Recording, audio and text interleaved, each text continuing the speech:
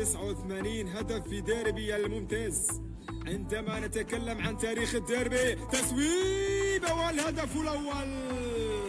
يا سلام على كرة تستقر في الشباك القدم اليمنى لمحمد عبد الرحمن الغربال، يسجل في مرمى المريخ، في مرمى اوجو، اول اهداف الهلال واول اهداف قمة وخشوط في ديربي اومدرمان. محمد عبد الرحمن الغربال يفك صمت الشباكي، ينهي صمت الشبر الدفاعات في المريخ، يسجل من كرة ثابتة. هنا الإعادة، هنا الضربة، هنا الكرة التي استقرت في مرمى اوجو. الهدف الأول لمصلحة الكوكب الأزرق.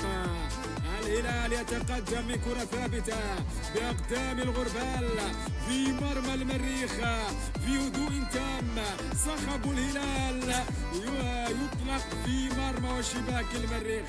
فريق الهلال قريبة جدا، الهلال خطير في هذه اللحظات بعدما سجل هدف المباراة الأول، قريب من الثاني. بينية هاك واعطيني ما تمنيني. يا سلام يا سلام يا سلام.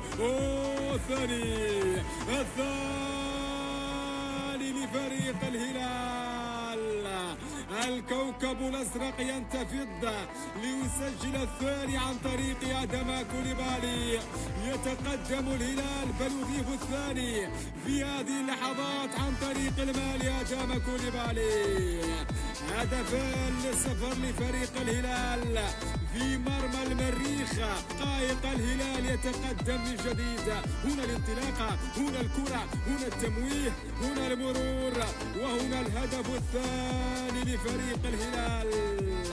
شاهد الإعادة، شاهد الانطلاقة، شاهد الكرة. آدم كوليبالي يسجل الهدف الثاني لفريق الهلال في مرمى المريخ. الكوكب الأزرق يسبق النتيجة بألوانه، يتفوق على فريق المريخ بهدفين مقابل.